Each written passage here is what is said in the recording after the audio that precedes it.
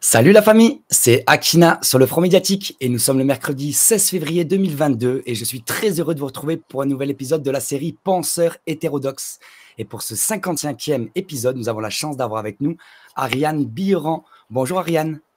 Bonjour, bonjour à tous. Comment vas-tu? Merci de m'accueillir. Ça va, ça va. Merci beaucoup de prendre le temps ce soir pour échanger avec nous sur le Front Médiatique. On va parler donc d'une chronique que tu as réalisée au cours de l'année dernière, au milieu de l'année dernière, en 7 ou 8 épisodes même.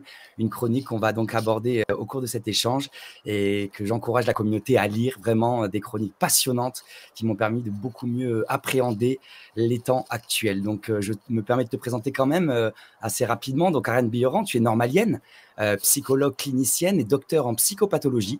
Et tu as été chargée de cours à l'université. Tu es aussi auteure, conférencière et consultante. Tu es auteur de plus de 25 ouvrages sur tes domaines d'expertise que sont le harcèlement, la paranoïa, les déviances du pouvoir ou encore la reprise de son pouvoir personnel, des choses qui tiennent à cœur aussi du Front Médiatique. Donc tu as passé ton enfance dans le multiculturalisme au sein d'un quartier d'ouvriers immigrés en banlieue parisienne, en Seine-Saint-Denis, où toutes les communautés, les origines vivaient ensemble, l'exclusion, sans imposer leur religion ou leur vision du monde à leurs voisins.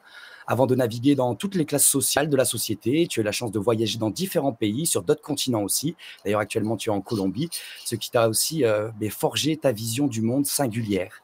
Donc, ton cœur est résolument engagé pour la paix. On l'a vu au cours des années, des 2 dernières années passées en particulier, pour la non-violence, pour la liberté, la justice sociale, contre toute forme d'abus et de transgression, pour la protection des personnes vulnérables, dont les enfants, les anciens, les pauvres, les exclus, mais aussi la défense des animaux en faveur d'une humanité solidaire, juste, fraternelle, aimante, diversifiée et plurielle, par-delà tous ceux qui veulent nous diviser, créer le chaos et nous manipuler. Voilà ce qu'on peut lire sur ton site internet et ça fait plaisir de t'accueillir et d'entendre ces belles valeurs dans cette époque si complexe. Donc tu es une chercheuse indépendante qui est très prudente aussi face aux tentatives de récupération ou aux appartenances collectives, politiques, communautaires, religieuses, spirituelles, en somme toutes idéologiques. Et donc tu t'inscris sans exception à la marge des collectifs et des idolâtries groupales pour tel supposer pour garder vraiment cette indépendance et ne pas te sentir instrumentalisé. Donc tu œuvres, tu observes l'humanité de l'extérieur, ses souffrances, tout ce processus que nous voyons actuellement. Tu as évidemment travaillé et commencé tes travaux bien avant la pandémie actuelle. Et donc tu attaches une importance particulière à cette recherche philosophique dans laquelle tu es de la vérité. Tu as décortiqué pour nous les manipulations depuis le début de la crise sanitaire en février 2020. Et donc, ces manipulations sont empreintes, selon toi, du totalitarisme, un de tes sujets de prédilection. Et nous allons donc aujourd'hui aborder différents mécanismes à l'œuvre dans le processus de domination actuel. Tu as aussi donc une expertise en psychologie clinique, psychopathologie, je le disais. Tu t'es longtemps intéressé aussi à l'enfance, aux enfants maltraités, tout en poursuivant tes recherches en psychiatrie sur la psychose adulte, avec une double approche en psychanalytique et phénoménologique. Excuse-moi, j'apprends des mots grâce à toi. Et donc, tu as donc un doctorat de psychologie et psychopathologie clinique. Voilà. Et donc, tu es aussi spécialisé dans la psychologie du pouvoir, donc le pouvoir juste et le pouvoir injuste, l'autorité, le harcèlement, la manipulation, l'emprise, mais aussi l'augmentation et le rayonnement du pouvoir sur soi. Tu as publié donc de nombreux ouvrages en psychologie qui t'ont fait aussi te déplacer dans différents pays pour faire des conférences, comme je le disais. Et tu es aussi intervenu sur de nombreux médias indépendants depuis le début de cette crise sanitaire, entre guillemets sanitaire. Tu as intervenu aussi dans le documentaire Hold Up et tu as participé aussi au Corona Committee porté par Rainer Fulmich. On en parlera en fin d'émission et tu apporteras d'ailleurs ton expertise au grand jury à la fin du mois de février.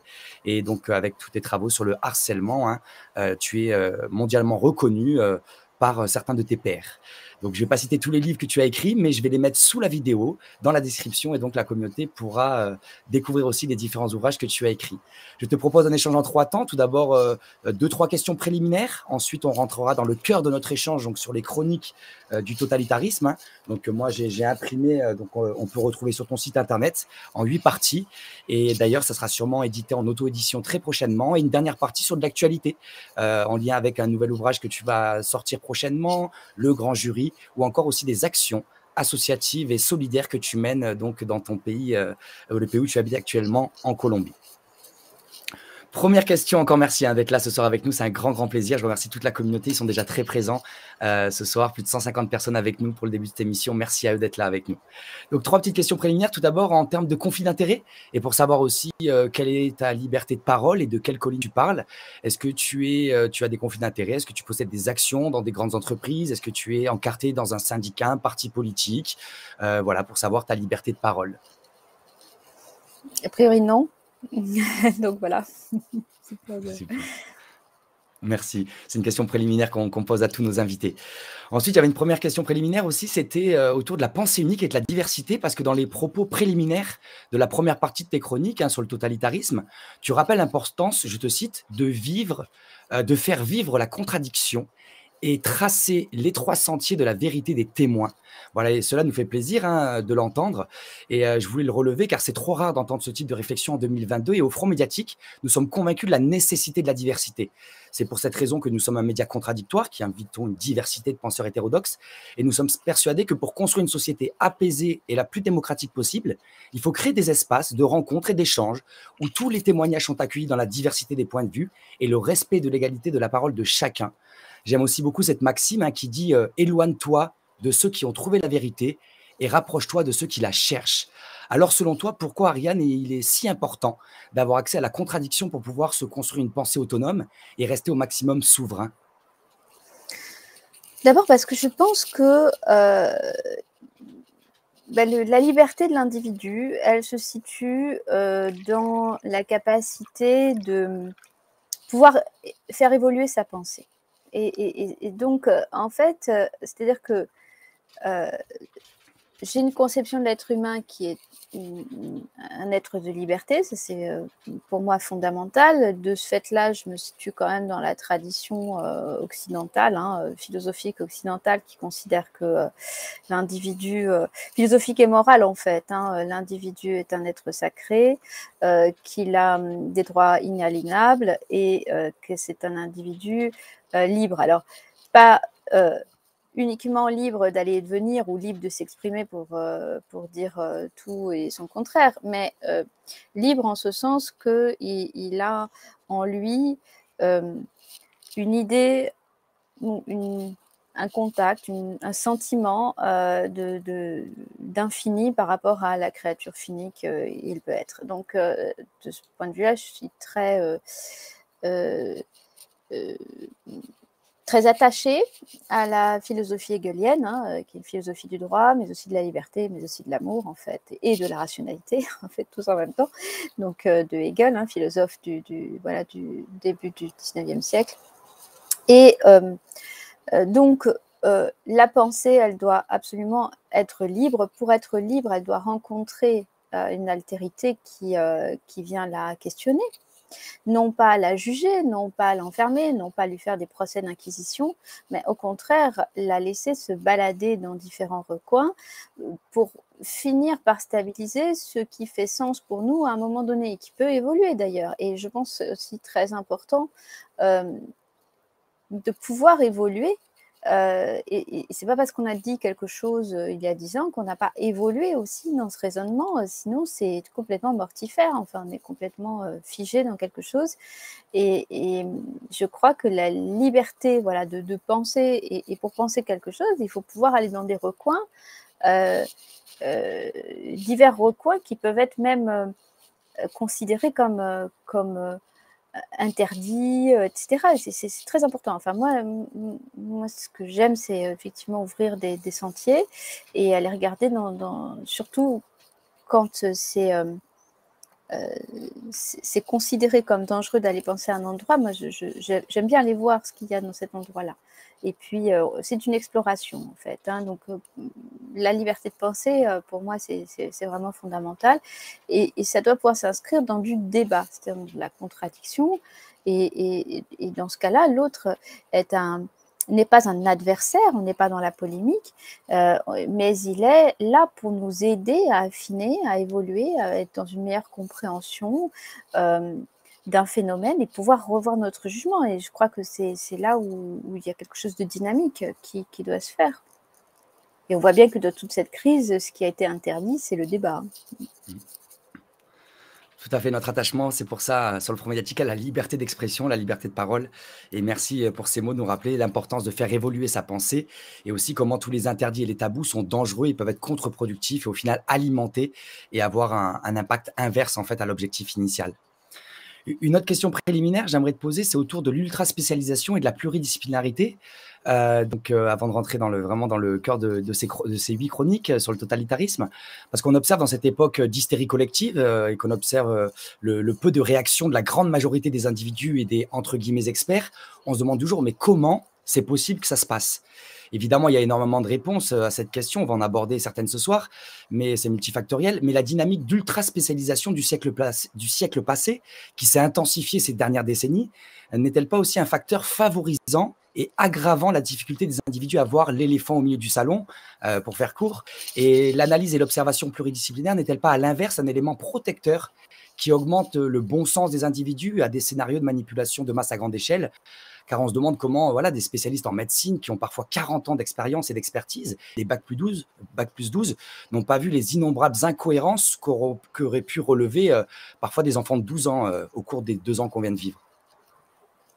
Oui, je pense que c'est très juste. Alors, c'est vrai que la pluridisciplinarité, c'est effectivement un antidote. Pourquoi? Parce que déjà, ça veut dire qu'on aborde le monde avec différentes lunettes et qu'on apprend à l'aborder avec différentes lunettes. Donc, si à un moment donné, avec les lunettes, je ne sais pas moi, les lunettes bleues, ça ne nous donne pas une... De toute façon, ça ne peut pas nous donner une représentation exhaustive. C'est-à-dire que nous sommes toujours à aborder le monde qui nous entoure avec différentes représentations, mais plus on en a, plus on a de spectre, un spectre large pour aborder ce monde qui nous entoure, plus à un moment donné on peut déceler une anomalie. Et je pense que c'est ça la richesse aussi de la pluridisciplinarité. Et notamment, je pense que ce dont nous souffrons énormément aujourd'hui, c'est la dichotomie, voire la mise en opposition des sciences humaines avec les sciences dites dures. Et je crois que c'est très dangereux, hein, parce que, comme le disait Rabelais, science sans conscience n'est que ruine de l'âme. Mhm.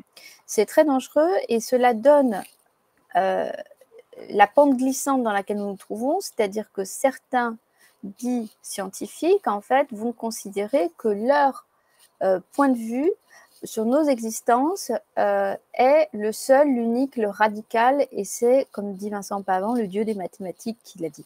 Et de ceci, je pense important, voilà, de toujours, comme les humanités ont pour fonction de nous humaniser, je crois que c'est très intentionnellement qu'ont été supprimés les... Enfin, moi, au départ, bon, j'ai un profil pluridisciplinaire, mais j'ai aussi un CAPES de lettres classiques. C'est un diplôme qui n'existe plus, enfin un concours qui n'existe plus, qui était tout simplement l'enseignement du français, latin, grec.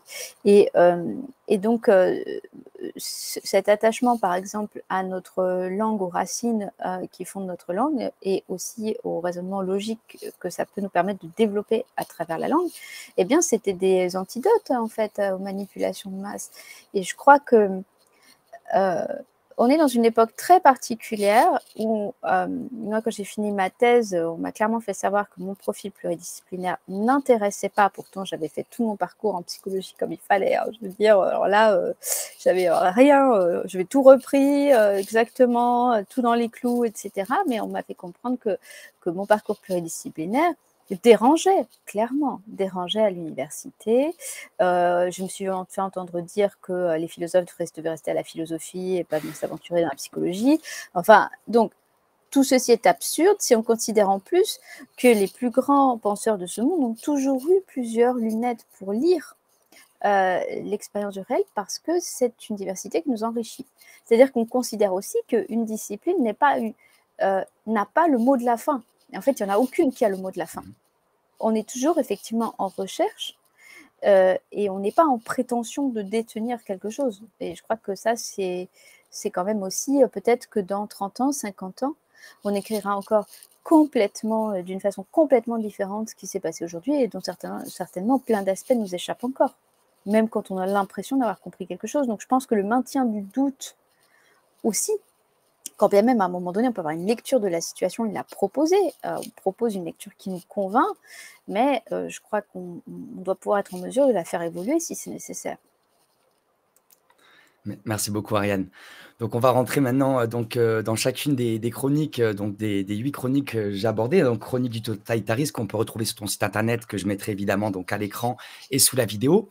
Et donc, dans la première chronique, tu dis, je te cite, hein, nous avons poussé si loin la logique dans notre politique sanitaire au nom de la santé pour tous que nous persécutons les soignants, médecins et infirmières et les malades. Notre nouvelle définition de la santé est l'indifférence au consentement, le refus des soins adaptés et la prescription par les médecins. Nous soignons les bien portants, nous nommons malades des gens qui ne le sont pas, et délaissons les vrais malades. Le corps de chaque citoyen appartient désormais à l'État qui peut en jouir comme bon lui semble dans ses expérimentations médicales.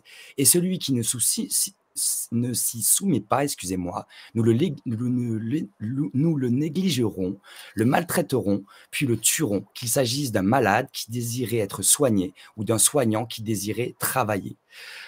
Pourra, pourra tout aussi dire en haut, dans le cas de reprendre, enfin, excuse-moi, je me perds un peu, mais donc c'est tout un renversement que nous avons subi au cours des 2 dernières années.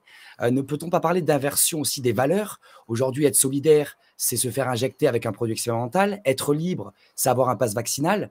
Donc, à travers l'inversion des mots et de ces valeurs, comme le disait George Orwell dans son livre 84, la guerre, c'est la paix, la liberté, c'est l'esclavage, l'ignorance, c'est la force. Il y a vraiment eu ce retournement qui a été fait.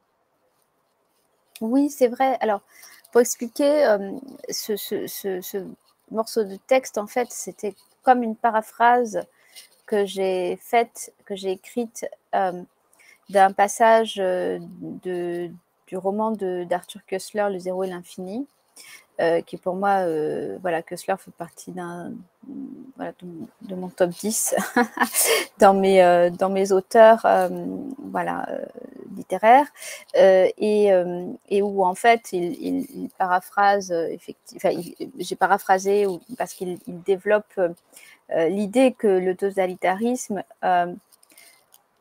propose un idéal mais fait exactement l'inverse. Et je crois que voilà, la santé pour tous, déjà, en 2 ans, on peut considérer que c'est la destruction de la santé mentale. Je ne veux même pas m'aventurer sur un autre terrain. Je voudrais juste rester sur le mien. C'est la destruction de la santé mentale. C'est la fabrication de bombes à retardement chez des enfants dont on peut même imaginer qu'à force de subir des tas de discours paradoxaux, cela donnera des explosions de schizophrénie à la sortie de l'adolescence et que nous en verrons les conséquences à terme. Donc, voilà. Donc, c'est de dire que finalement, effectivement, de toute façon, toutes les tyrannies, tous les totalitarismes, ils sont toujours manipulés au nom des idéaux, parce que sinon, c'est pas possible. Si on vient de dire aux gens, si le loup, il vient dire aux gens, attention, je viens te manger, les gens, ils s'en vont. Donc, il faut bien leur proposer un joli gâteau rose avec une petite cerise dessus pour qu'ils acceptent de manger ce qu'il y a dedans. Donc, c'est toujours au nom des idéaux que c'est fait. Et les idéaux, en réalité,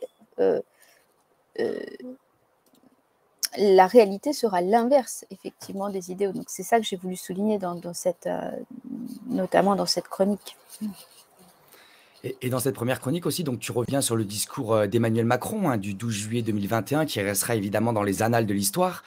Et tu écris, je te cite à nouveau, le discours a opéré comme un tir de sommation dans la société française. Le pouvoir s'y exprimait de façon tyrannique, clivant la société en 2 catégories, les bons citoyens obéissants et les autres. Sur les autres, la coercition sera exercée. Le pouvoir entend soumettre ou démettre. Nous nageons en plein harcèlement de masse. Donc ton analyse, elle est rassurante pour tous ceux qui se posaient des questions par rapport à la sincérité du pouvoir et par rapport à la gestion de cette crise sanitaire, parce qu'on se sentait souvent esseulé, isolés dans un regard critique et hétérodoxe sur les enjeux et cet événement sanitaire. Mais c'est des mots qui sont forts, que nous, en tant que citoyens, on n'oserait pas forcément assumer face à nos contradicteurs ou dans les sphères sociales qu'on fréquente qui ont un regard plutôt orthodoxe sur la situation. Alors là, tu parles de harcèlement de masse. Est-ce que tu pourrais nous définir qu'est-ce que le harcèlement de masse? Quels sont les ingrédients qui permettent de montrer qu'on est dans un contexte de harcèlement de masse, mais aussi qu'est-ce que recherche le harceleur et qu'est-ce qui craignent les harceleurs? Alors, il y a plusieurs questions, je vais essayer de les retenir. Je vais déjà essayer de définir ce que c'est le harcèlement. Le harcèlement, je vais déjà y revenir par rapport à l'étymologie du mot. Le premier, en fait, à avoir parlé de harcèlement pour parler, enfin, à notre connaissance, pour parler de son action politique, c'était le tyran Denis de Syracuse qui avait estimé qu'il fallait gouverner selon la herse, c'est-à-dire le fait de faucher les blés à la même hauteur. Donc, ça veut dire que tout individu qui dépasse déjà, quick, en clair. Hein. Herceler, c'est utiliser la herse. Ensuite, c'est un terme qui va être repris au Moyen-Âge pour quand il va y avoir des prises de château fort. Herceler, c'est tenter de pénétrer en fait dans le château fort en forçant la porte, forçant la sécurité du château fort avec le bélier. Donc c'est envoyer des coups répétés sur la durée pour faire sauter en fait les protections du château fort et pénétrer à l'intérieur du château fort. Bon, je crois que ces deux images sont assez parlantes. Le harcèlement, c'est un processus qui, par des pressions réitérées, ces pressions peuvent être morales, physiques et sexuelles ou simplement morales, vise à soumettre l'individu et lui faire accomplir des choses qui vont contre son gré, qu'il n'aurait pas fait en temps normal. Et donc, la devise du harceleur, c'est effectivement soumettre ou démettre. Et dans le même temps, moi, j'ai dit plusieurs fois dans des articles, quand je travaillais sur la souffrance au travail, que le harcèlement, effectivement, en apparence, vise à détruire l'individu, mais en fait, c'est un petit peu plus subtil que ça, c'est-à-dire que ça vise à conduire à l'autodestruction. Il faut que le harceleur, même s'il est absent, continue de produire quelque chose en étant introjecté à l'intérieur de l'individu. C'est-à-dire que l'individu tout seul finit par s'autodétruire. Voilà. Donc, le harcèlement, ce sont des pressions. Alors, il y a plein de techniques, bien sûr, et notamment une des techniques qui est très importante dans le harcèlement, c'est la mise en place de chocs traumatiques réitérés, c'est-à-dire d'atteintes portées à l'intégrité ou d'images qui portent atteinte à l'intégrité, qui sont vécues comme telles par les individus, que c'est peut-être une intégrité morale, une intégrité physique, voilà. Et donc, ces chocs traumatiques sont une condition d'exercice du pouvoir harceleur. Il faut absolument traumatiser, faire des passages à l'acte et également tenir des discours paradoxaux en permanence de façon à perdre complètement les gens et qu'ils n'aient plus du tout la capacité de penser ce qui leur arrive. Donc, en clair, ça fonctionne bien sûr à des techniques aussi de manipulation, de terreur, de mise sous terreur, de culpabilité, de manipulation de la langue. Enfin, il y a beaucoup, beaucoup de techniques dans le pouvoir, mais il est clair que le discours du 12 juillet était d'une violence quand même inouïe à l'égard des citoyens. Je crois qu'on avait aussi la manifestation d'un autoritarisme, voilà, que j'ai appris effectivement une sorte de discours tyrannique, quoi. Hein. C'est-à-dire, si vous n'êtes pas d'accord avec moi, c'est pareil, quoi. Voilà. Sauf que normalement, on n'était pas habitué à ça. Hein, on était, en tout cas, l'illusion que nous pouvions avoir auparavant, c'était que le pouvoir est exercé par le peuple qui élit ses représentants et les ministres sont les serviteurs du peuple. Bon, on n'est plus du tout là-dedans, on a bien compris, quoi. Moi, je trouve c'est important de nommer les choses. Alors, comme ça nous paraît juste, en fait, et de les définir, mais de les nommer, parce que le fait de les nommer, c'est déjà une première résolution. Voilà. Et par rapport à la dernière question, qu'est-ce que craignent les harceleurs par rapport, nous qui sommes harcelés, de manière massive, hein, depuis maintenant 2 ans? Qu'est-ce que craignent les individus qui pratiquent ce harcèlement sur nous, population? Alors, il y a 2 choses. Il y a pourquoi pratique-t-il Mmh. le harcèlement? Pourquoi un harceleur harcèle-t-il, hein? Souvent parce qu'il craint, en fait, la personne qu'il harcèle. Il la craint et il veut asseoir son pouvoir et se maintenir au pouvoir sans en avoir de légitimité, sans en avoir l'autorité. C'est pour ça que, mais très, très basiquement, on peut dire un prof qui fait ses cours et qui a une autorité naturelle parce qu'il est assez confiant dans son savoir et il aime bien sa relation avec ses élèves, il n'a pas besoin de rentrer dans une crise autoritaire. Le Mmh. prof qui n'a pas ses bases, qui n'est pas sûr de lui, etc., et qui d'ailleurs n'est pas forcément même sûr du contenu qu'il va diffuser, et qui n'aime pas ses élèves, en clair, il va leur crier toute la journée. Bon, ben voilà, c'est un petit peu basique, mais c'est pareil Mmh. pour les gouvernements, c'est pareil pour toutes les fonctions de pouvoir, en fait. Et donc, quand il n'y a pas d'autorité au sens noble du terme, hein, quand il n'y a pas cette autorité qui va donner de la légitimité au pouvoir, eh bien, il y a des individus qui ont besoin de conquérir le pouvoir, ont besoin de s'y maintenir, et plus ils vont être illégitimes, plus ils vont avoir besoin d'exercer une domination sur l'autre, parce que l'autre est vécu comme menaçant, parce que l'autre peut contester bien sûr ce pouvoir, peut lui renvoyer qu'il n'est pas légitime dans ce pouvoir, façon de gérer les choses, d'exercer en fait ce pouvoir. Et donc ça, c'est une première chose. Ensuite, il y a la question de pourquoi certains profils sont attirés par le pouvoir. Moi, je les appelle les passionnés du pouvoir. Alors, sur le plan psychologique, c'est bien simple. Ce sont des profils qui vivent une impuissance fondamentale. Puisqu'ils se sentent complètement impuissants, ils ont besoin d'avoir toujours plus de pouvoir, etc. Après, il y a des pathologies un peu plus spécifiques, dont j'ai pas mal parlé. C'est vrai que j'ai essayé de vulgariser des gros mots de la psychopathologie, mais pour qu'on comprenne bien qu'il y a à un moment donné une perte de lien, une rupture de lien avec la réalité qui correspond à une folie, et cette folie, elle est collective, et c'est au sens propre, au sens propre. Donc, tout ceci correspond à des éléments de psychopathologie ou de psychiatrie, mais qu'on étudie presque plus, et pour cause, hein, parce qu'effectivement, c'est très éclairant.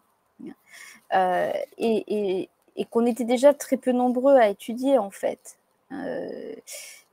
Et donc, voilà, c'est un petit peu ça. Donc, effectivement, j'ai pas mal parlé de perversion, de paranoïa, c'est-à-dire qu'en fait, le moment de l'abus de pouvoir, c'est le moment de l'alliance de profils qu'on va dire narcissiques, qui ont des troubles dans l'image d'eux-mêmes, qui vont faire alliance pour se maintenir de façon illégitime au pouvoir. Et donc, bien sûr qu'il faut, à ce moment-là, persécuter les vrais experts, les gens qui sont absolument légitimes, parce que eux savent qu'on a affaire à une imposture et à des faussaires.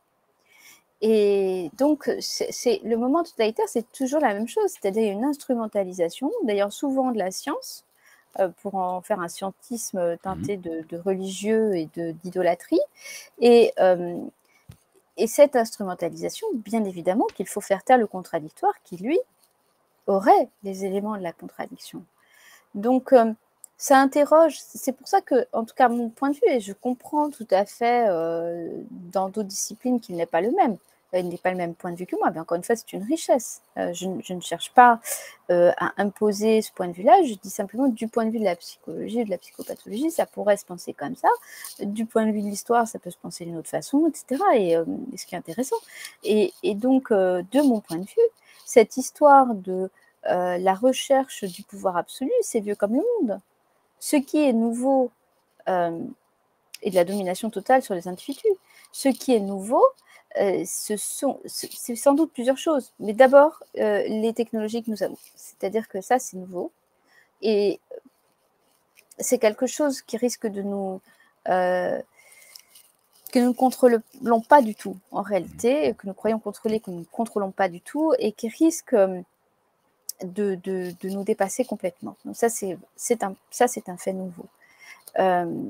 Mais le reste, je ne suis pas sûre que ça soit si nouveau que ça. Mais le deuxième élément qui est nouveau, c'est que nous sommes en rupture. Hannah Arendt avait écrit il y a longtemps déjà un article qui s'appelait « La crise de l'autorité ». Nous sommes en rupture avec des valeurs fondamentales qui structuraient notre civilisation, qui étaient des piliers. Cette rupture a été sans doute manipulée, sans doute également d'une certaine manière désirée, parce que c'est lourd d'être des héritiers, hein, voilà, aussi hein, d'une grande histoire qu'on doit assimiler, transmettre, tout ça, ça demande des efforts. Et donc, il y a comme une crise profonde des valeurs. Donc finalement, c'est la société du spectacle, c'est la société de la consommation.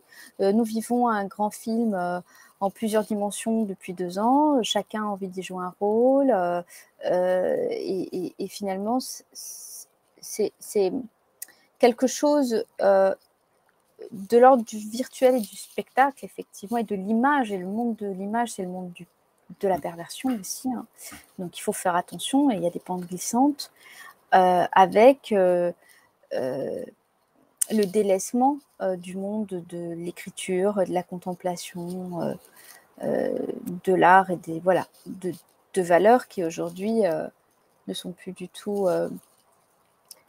inaliénables, hein, comme celle que j'ai citée tout à l'heure, hein, de l'individu sacré qui doit obéir à des lois transcendantes, qui qu'il soit, sur l'humanité.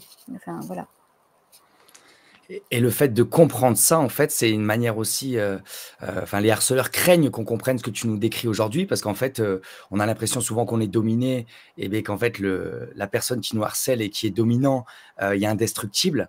On peut pas, c'est un colosse, c'est David contre Goliath, mais au final, au contraire, tu nous as rappelé grâce à tes différents échanges et explications qu'au contraire, les hommes au pouvoir craignent, ils savent qu'ils sont illégitimes très souvent et en fait, leur pouvoir n'est que symbolique et si une majorité des individus ne voudraient plus jouer leur jeu et ben, en fait, beh, très rapidement, ils perdraient, leur position de domination et d'ailleurs, Oui, j'ai une c'est autre un question. colosse au pied d'argile. Colosse au pied d'argile, tout à fait. Mais c'est rassurant, ça donne aussi de la force en tant que citoyens qui ont envie d'œuvrer pour une société, plus juste et plus démocratique. Et d'ailleurs, c'est la position aussi, la question suivante, la position, qu'on prend en tant que citoyen, la soumission, la passivité ou la résistance. Et toujours dans cette première chronique, je te cite, tu dis: «L'heure de la persécution paranoïaque a sonné. Les ennemis semblent désignés, mais ne nous y trompons pas. Il ne faut jamais croire le langage de la perversion. Elle vous assure que, si vous ne consentez à faire ce que vous ne souhaitez pas faire, alors vous serez tranquille et tout ira bien pour vous. Elle exige que vous renonciez à un petit bout de territoire de vous-même, puis la boîte de Pandore étant ouverte, il vous sera toujours demandé plus et encore plus. C'est le fonctionnement même de l'emprise perverse, de la mise en place, de la mise en esclavage psychique et physique. Et moi, ça me fait penser à cet engrenage un peu sans fin du pass vaccinal qui évolue selon la volonté du gouvernement. Au début, c'était une dose, puis après 2 doses, puis 3 doses. En Israël, c'est déjà la 4e dose. Et nombreux sont ceux qui ont accepté en fait de mettre la main dans l'engrenage par facilité, en se disant voilà, je vais accepter pour pouvoir continuer à vivre normalement. Mais en fait, c'est un jeu dangereux car on ne connaît pas la fin du jeu et on ne maîtrise pas les règles du jeu. Alors, peux-tu nous expliquer un peu ce phénomène dans le système de harceleurs, où en fait, des fois, dans une position au final de passivité ou de collaboration, en fait, il y a le retour de bâton qui peut être pire que le choix simple du départ. En fait, il y a plusieurs choses. Déjà, il y a le diviser pour mieux régner. Ça, c'est vieux comme le monde. Et je crois qu'on a quand même la manifestation. Quelle famille n'a pas été divisée, quelles amitiés n'ont pas rompu, etc. Depuis 2 ans, il y a eu énormément de dégâts à ce niveau-là. Et ça aussi, c'est une démonstration que les intentions ne sont pas louables. Parce que des gouvernements doivent déjà anticiper, prévoir. Gouverner, c'est prévoir, donc là déjà, on n'y était pas. Et ensuite, assurer une certaine concorde c'est-à-dire ne pas augmenter ou attiser les tensions entre les individus, bien que tout le contraire a été fait. Enfin, voilà, normalement, c'est ça le rôle d'un gouvernant, d'un manager, voilà, de parents au niveau de la famille, c'est réussir à mettre en place une certaine concorde entre les individus. Donc, à partir du moment où on voit que ce sont des politiques de désunion,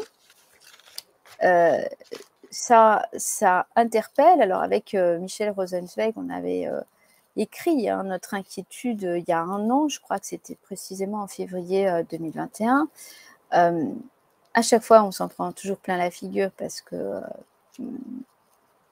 y a beaucoup de phénomènes de déni, et puis les gens n'ont pas du tout la possibilité de s'imaginer à quel point le pouvoir est cynique. Et ces divisions, je dirais que même quoi qu'il se passe par la suite, ça s'est déjà passé. C'est-à-dire que là, ce qui s'est passé, il y a des gens qui ont été pris dans la narration et les manipulations, il y a des gens qui ont été pris et qui en sont sortis, il y a des gens qui ne sont jamais allés dedans, etc. Et il y a toute une diversité, mais il y a clairement ce qu'on appelle en psychopathologie le clivage, c'est-à-dire des groupes que plus rien ne peut réconcilier. Et ceux-ci, et qui parfois d'ailleurs se sont insultés, enfin c'est allé loin des fois entre les individus, et se sont renvoyés la faute aussi comme si, encore une fois, c'était des individus qui étaient coupables des politiques menées. Et ceci est un marquage extrêmement grave et sérieux pour la suite, parce que ça va être compliqué de remettre du lien dans ce qui a explosé. Ça, c'est une première chose. Ensuite, il y a des gens qui ont été, en tout cas l'ont vécu comme ça, parce que c'est vrai qu'on entend qu'on a toujours le choix, mais je dirais plus ou moins selon les situations. Disons qu'en fait, ce sont des faux choix. Ce que le régime totalitaire propose, c'est un faux choix. Donc, en fait, eh bien, si tu veux travailler, tu fais une injection. Voilà, ça, c'est un faux choix, en fait. C'est pas un choix. C'est pas un choix qui est fait dans le respect, encore une fois, de l'individu, etc. C'est un sacrifice qui est demandé à l'individu. Il doit se sacrifier. Alors, c'est un choix, en fait, entre un sacrifice ou un sacrifice. En tout cas. Eh bien, ce n'est pas un choix. Donc, en fait, c'est ce qu'on appelle un conflit de loyauté en psychologie. Et il y a beaucoup de gens qui se sentent coupables d'avoir été fragiles à un moment donné, ou en tout cas, entre deux choix, entre deux mots, avoir choisi le moindre. Eh bien, c'est important de mettre des mots dessus, de considérer que ce sont des techniques de manipulation. Et en fait, avec le conflit de loyauté, ce qui se passe, c'est que la culpabilité, elle est renvoyée sur l'individu qui a fait le choix ou qui n'a pas fait le choix. Donc, c'est vachement pervers, parce qu'en fait, elle n'est toujours pas sur l'abus de pouvoir, ou sur le gouvernement, ou sur les gens qui prennent ces décisions. Donc, les individus se sentant coupables, eh bien, sont ensuite paralysés dans leur capacité d'action, parce que si vous vous sentez coupable, vous vous sentez mauvais, voilà, on n'est pas assez bien, on se dévalorise, donc on estime qu'on se sent coupable parce qu'on n'a pas réussi, je ne sais pas, à maintenir son travail, ou on se sent coupable parce qu'on n'a pas réussi à dire non à un moment donné à quelque chose avec lequel on n'était pas d'accord, et tout ceci est extrêmement vicieux, et tout ceci est déjà semé dans la société. Et pour sortir de tout ceci, ça va être extrêmement compliqué. D'où l'importance aussi en tant que personne engagée, hein. J'imagine, il y a pas mal de gens qui nous écoutent, qui peuvent avoir des engagements dans des associations, dans des mouvements, citoyens, populaires, et beh, de faire attention à tout le clivage qu'on peut nourrir parfois à travers nos actions, à travers notre colère aussi, des fois légitime. Mais voilà, le fait de pointer du doigt le mauvais ennemi, ça permet de continuer à faire le jeu, des dominants. Donc faisons attention à ça. Et d'ailleurs, il y a un autre sujet qui est très clivant, faisons attention à ces clivages, créons du lien. Mais un autre sujet clivant, c'est donc le titre de la deuxième chronique, c'est la violence violence en phase totalitaire.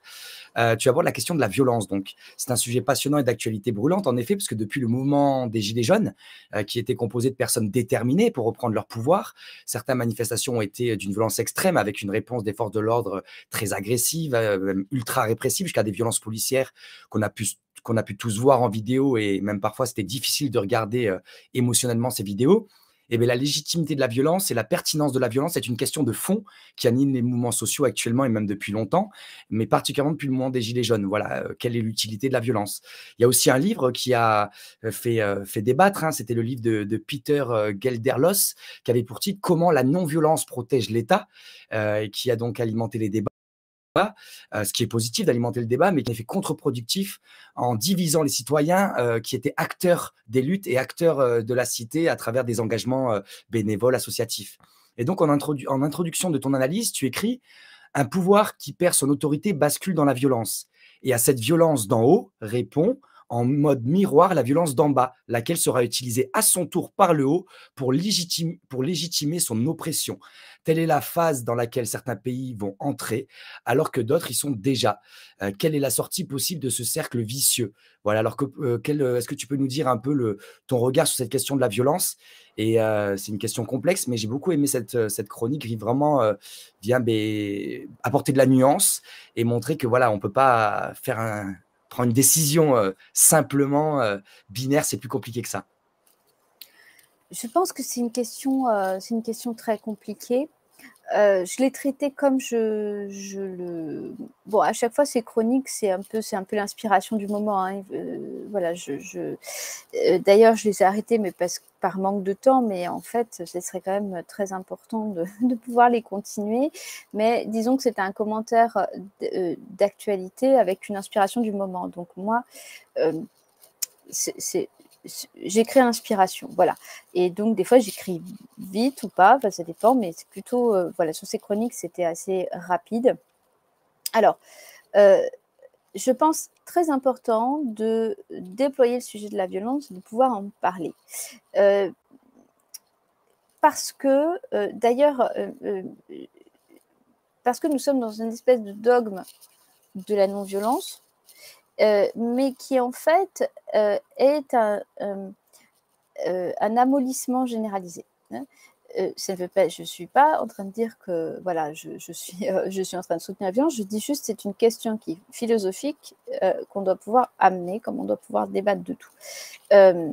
Michel Rosenzweig a fait une intervention là, en janvier, donc dans l'Assemblée franco-italienne sur le sujet. Il en a écrit ensuite un article sur François. Je pense que philosophiquement, nous devons amener ce sujet. Alors, pour moi, il y a le moment totalitaire fonctionne comme un système paranoïaque, c'est-à-dire qu'il y a un moment donné où de toute façon, la violence vient comme un moment nécessaire, c'est-à-dire de réponse ou de tentative de se libérer d'un joug insupportable.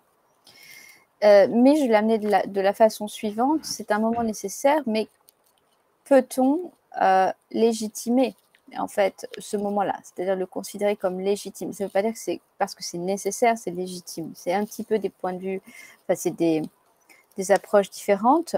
Dans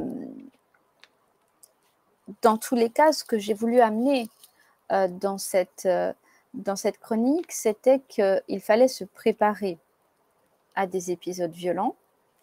Comme le dit Solzhenitsyn, hein, les personnes qui ne sont pas préparées à la violence sont très vulnérables. Donc, c'était un petit peu mon sentiment qu'il fallait donc préparer à des épisodes violents qui seraient inévitables, tant du côté du pouvoir qui est dans sa démesure et qui a besoin de se légitimer. Donc, pour se maintenir au pouvoir, il n'a pas d'autre solution que de terroriser les citoyens, de fonctionner à l'arbitraire et à des modes de torture mentales qui sont chaud, froid, ouvert, fermé, hein, au sens littéral du terme, en clair presque, et qu'il y aurait une radicalisation tant du côté du gouvernement, je je garde une vigilance. Hein. Je sais que là, on a certains pays qui ouvrent, etc. Mais bon, je garde une très grande vigilance sur ce qui se passe. Je pense qu'il faut faire très attention. C'est un scénario qu'on nous fait depuis le début, hein, d'ouvrir, de fermer, respirer, tranquillisez-vous, c'est terminé. Hop là, on revient, etc. Je garde une grande vigilance là-dessus.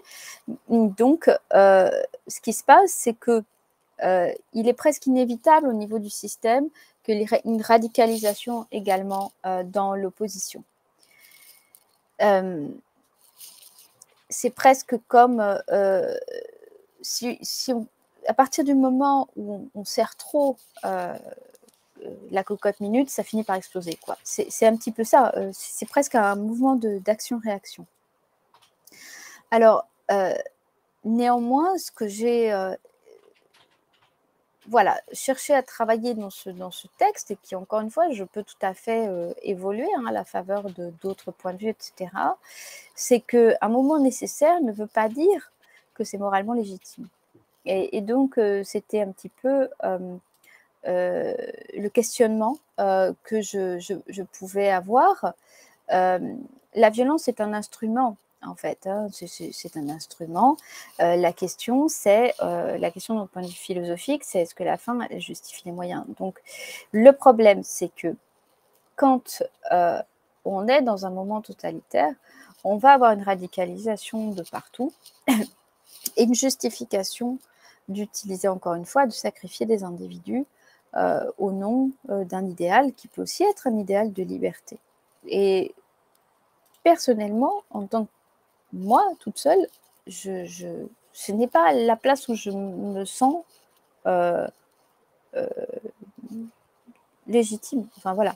Mais je prenais cette question parce que je pense qu'il est important qu'on la travaille. Et en même temps, est-ce qu'on se libère d'une certaine forme d'esclavage sans violence? C'est pas évident non plus. Enfin, donc, voilà. C'était amener la question sans forcément pouvoir la résoudre, mais comme une préparation à l'explosion de la violence, d'ailleurs, telle qu'on l'a vu arriver, et on la voit arriver, que ce soit une violence psychologique, mais même également parfois physique, hein, dans des répressions qui peuvent avoir lieu. Voilà. Donc, il faut aussi se rappeler que la violence n'est pas capable d'instaurer quelque chose ensuite. C'est-à-dire qu'en fait, moi, ma question, c'est ok, c'est sans doute un moment qui va se produire. Maintenant, la violence, elle n'a jamais construit, elle n'a jamais proposé autre chose. Hein, donc, voilà, je crois que c'était ce questionnement à la fois sur la radicalisation de l'opposition, à la fois sur le fait que le pouvoir allait tenter de se maintenir par la violence et qu'il y aurait sans doute des réponses violentes, enfin ce que certains appellent la violence légitime, mais voilà, c'était ce questionnement-là. Et parce que pour certains, et effectivement, le totalitarisme a le monopole de la violence. Donc je pense que voilà, c'était. Je n'ai pas forcément les réponses, mais moi, ce qui m'intéresse, au-delà de penser ces phénomènes-là, c'est le lien de continuité. C'est-à-dire qu'en fait, le totalitarisme, il est dans sa proposition, c'est de faire table rase du passé. C'est-à-dire qu'on n'avait rien avant, ou c'était nul, tout ça, ça voilà, ça n'a pas existé, ou on réécrit l'histoire, etc. Donc moi, ce qui m'intéresse, à titre personnel, hein, dans mes actions, presque, au-delà de la question de la compréhension, c'est comment je maintiens ce lien entre l'avant et l'après. Donc, personnellement, je ne peux pas me situer dans le moment de la violence qui n'est pas la proposition de qu'est-ce qu'on va faire après. Mais en même temps, j'en ai interrogé le fait qu'il est fort probable que les camps se radicalisent. Voilà. Merci beaucoup. Et d'ailleurs, c'est ça qui est intéressant dans cet article, c'est qu'il n'y a pas forcément de réponse et c'est plutôt Absolument, des éléments qui nourrissent la réflexion. Et c'est pour ça que j'ai absolument. apprécié particulièrement cette deuxième chronique. Dans la troisième chronique, tu parles d'une notion qui me paraît d'une importance primordiale et pourtant qui est très peu connue du grand public. Cette notion, elle permet pourtant d'apporter une grille de lecture nouvelle sur la transformation en cours et qui permet de trouver de la cohérence en fait dans le projet des dominants hein, qui ont un projet pour l'humanité, hein, pour les peuples du monde et surtout des individus à part un, c'est la notion de la biopolitique. La biopolitique, c'est un néologisme qui a été développé donc par Michel Foucault, un Français, pour identifier une forme d'exercice du pouvoir qui porte non plus sur les territoires, mais sur la vie des individus, sur les populations, le biopouvoir. J'aime bien aussi la définition de Michel Hart qui parle de la biopolitique. Il dit c'est une forme de pouvoir qui régule la vie sociale de son intérieur et qui s'exprime comme un contrôle qui s'étend dans les profondeurs de la conscience et des corps de la population.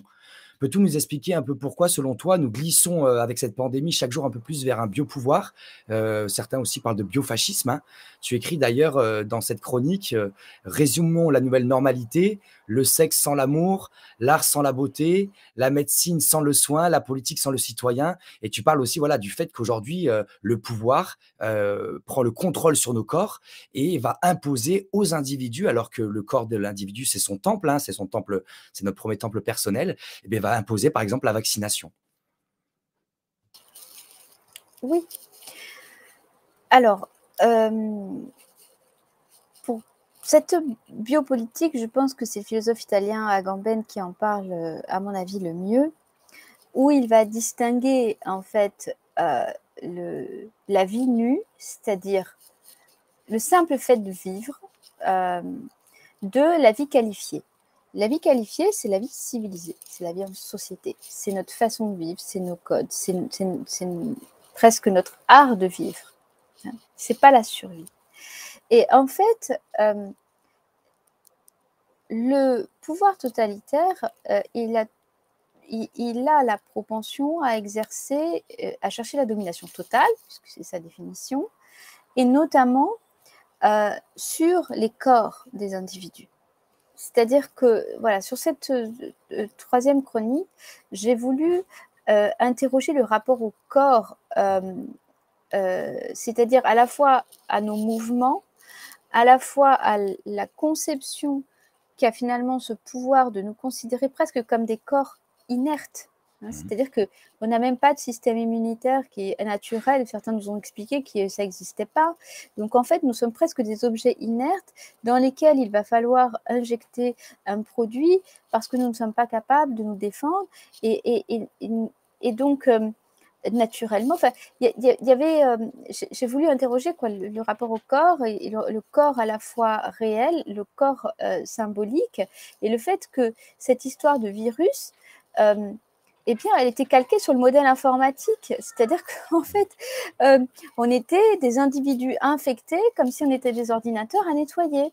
Et donc, c'était finalement la désubjectivation de l'individu qui est réduit à un corps, mais un corps qui ne fonctionne même plus en tant qu'organisme vivant, presque. Hein. En tout cas, et je crois que la question du transhumanisme, elle interroge bien sûr l'éternelle question de l'homme-machine, c'est-à-dire la fusion de l'homme avec la machine. Mais finalement, nous sommes presque déjà considérés comme cela avant qu'advienne complètement le transhumanisme, ne serait-ce que dans notre rapport au travail depuis longtemps, c'est-à-dire comme des outils de production, comme des machines de production dont on sera finalement, on sera de plus en plus éjecté de son poste parce qu'on est moins performant que des robots. Et voilà, donc on est des... Donc c'était... J'ai voulu interroger cette question du corps, et du corps qui finalement, encore une fois, n'est plus un temple sacré, mais devient un corps du citoyen qui peut être sacrifié, dont on peut estimer, par exemple, que c'est pas grave du tout qu'on mette un individu en danger, même de mort, hein, au niveau des injections, par exemple pour les profils à choc anaphylactique. Ça, je crois que ça a été vraiment déterminant que ça soit posé comme ça, c'est-à-dire non, il n'y a pas d'exemption, c'est-à-dire oui, on prend un danger de mort sur vous, pour des injections. Et donc, je crois que c'était ça que j'ai voulu interroger. Quelle est cette tentation d'asservir les corps, mais encore une fois, qui est là depuis bien des années, et simplement qui apparaît maintenant au grand jour. Hein.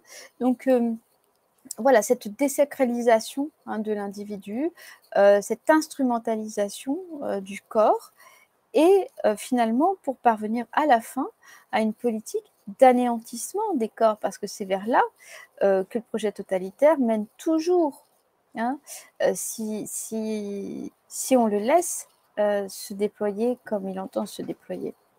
Voilà, donc c'était ça que je voulais interroger dans cette... et puis aussi le corps dressé, hein, le dressage qu'il y a sur les corps, sur les pratiques, sur les rituels qui sont imposés maintenant au corps, sur le fait de déposséder de l'accès au visage de l'autre, etc. Tout ceci est profondément déshumanisant, bien sûr. C'est toute une domestication, de l'être humain qui est faite, hein, pour pouvoir mieux le façonner, mieux le contrôler. Et d'ailleurs, tu citais, juste à l'instant, tu as nommé le transhumanisme.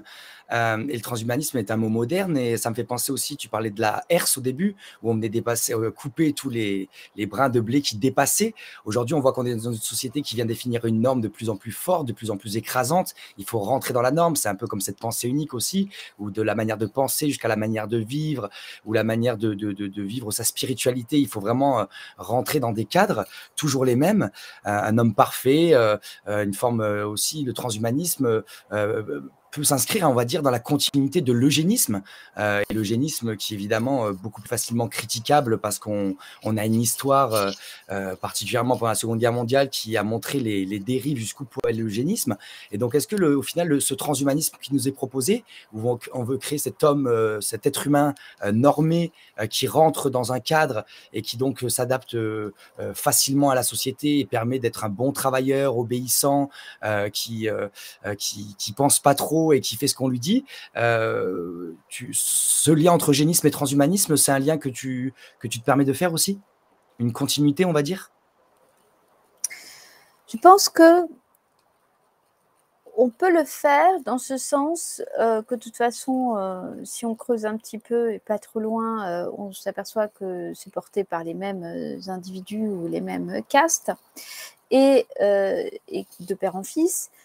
Et il y a en fait derrière tout cela la question de la valeur de l'individu. C'est-à-dire que l'individu n'a plus une valeur en soi, parce que c'est un être humain, donc une valeur sacrée, inaliénable, des droits inaliénables, quel que soit même son statut de criminel en fait, même si il a combattu contre la cité, par exemple dans Antigone, il a le droit à des funérailles, par exemple.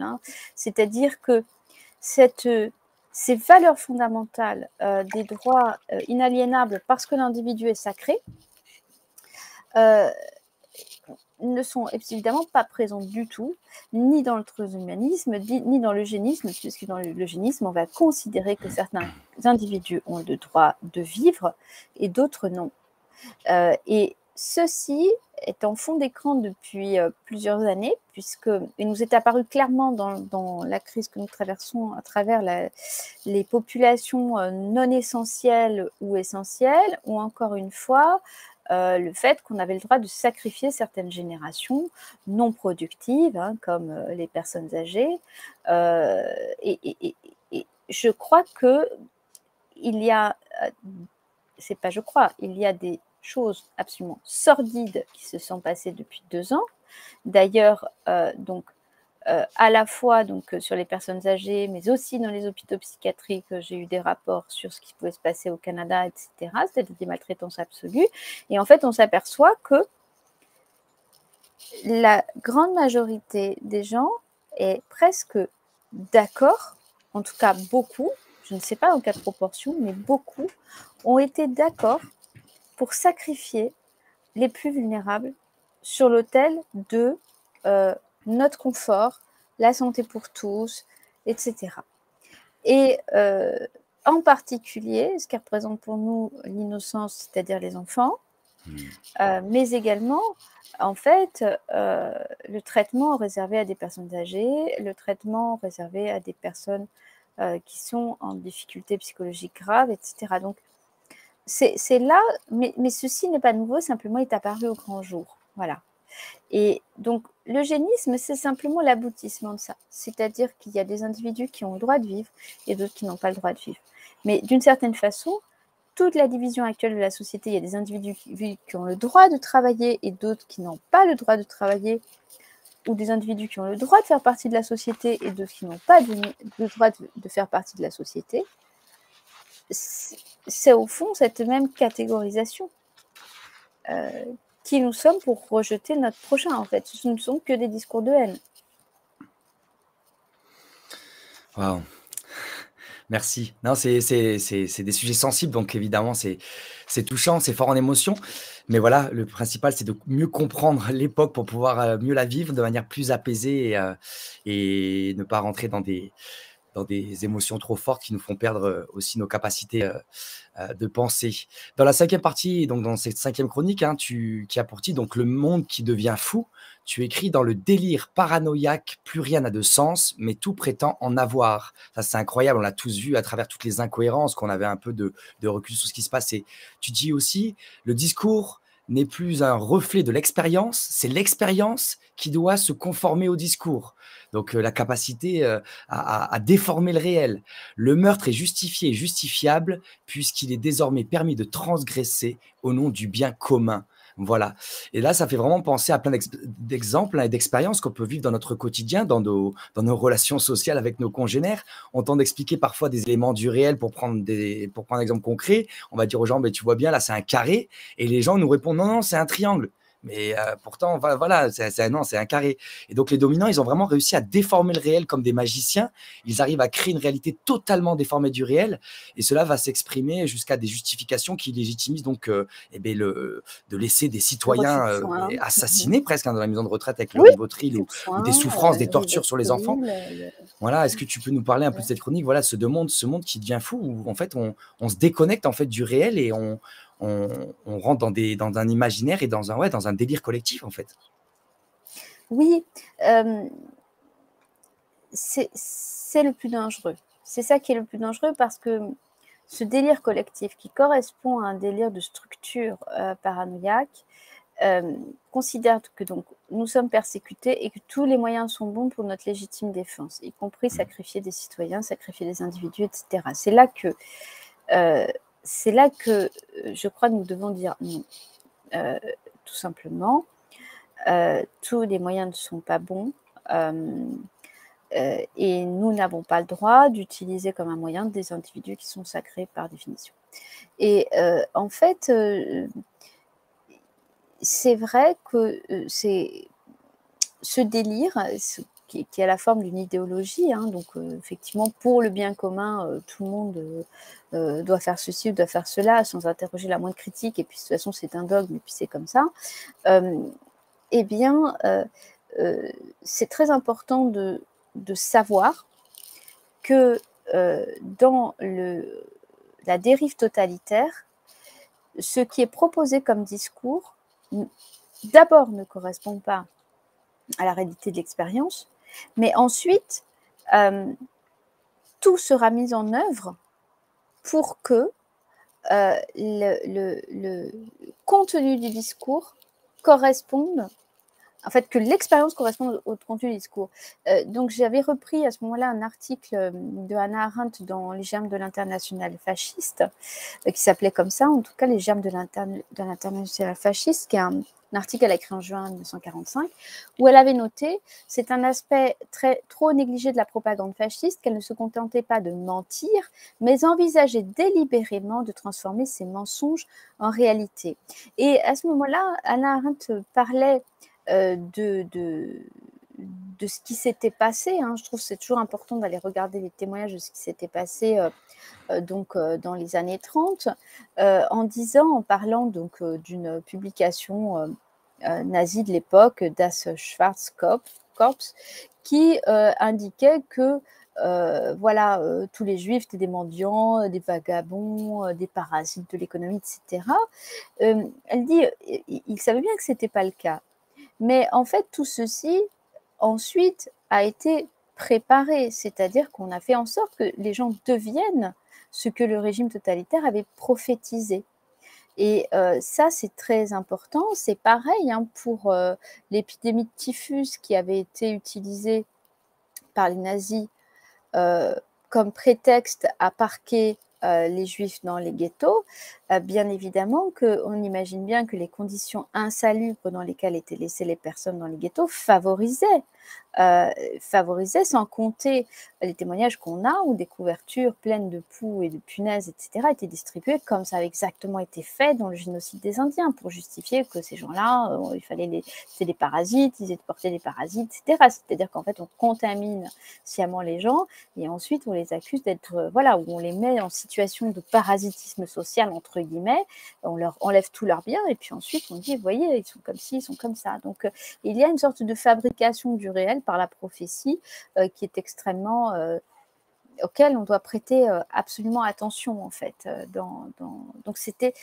le rapport en fait à l'idéologie, au discours et aussi ce qui m'est apparu, c'est que à partir du moment où les discours permettaient des transgressions, c'est toujours pareil. Soit l'individu a des droits inaliénables et sacrés, donc on n'a pas le droit de le transgresser. À partir du moment où on va justifier une transgression, on ouvre la porte à toutes les transgressions. Et c'était aussi ça que je voulais amener comme réflexion. Personnellement, je ne me suis absolument pas privée, malgré les chantages divers et variés, de comparer ce qui se passait en termes de processus avec les autres régimes totalitaires antérieurs. Et je pense que c'est très important qu'on ait le pouvoir de le faire, à la fois pour mesurer ce qui peut être semblable ou ce qui peut être dissemblable. Et donc, d'avoir cette faculté-là me paraît extrêmement important sans être pris sous la coupe d'un chantage. D'ailleurs, qu'il y a un double chantage, généralement, c'est soit on en parle trop, soit on n'a pas le droit d'en parler. Donc, voilà, c'est à peu près important de revenir sur ce qui nous aide aussi à penser, surtout que je rappelle que le phénomène des passeports était quelque chose qu'on a retrouvé autant dans le nazisme que dans le bolchevisme, des passeports verts notamment, hein, pour vert et bleu pour l'entrée et la sortie du ghetto. Donc tout ceci est quand même un peu préoccupant, hein, c'est-à-dire que, admettons qu'on ait des gouvernements qui ne savent pas ce qu'ils font, c'est presque encore plus inquiétant quelque part dans les allusions qui peuvent être proposées, même si les gens ne se souviennent pas, il y a quand même une sorte de mémoire des peuples et ces allusions sont très encombrantes, sont très embêtantes. Hein.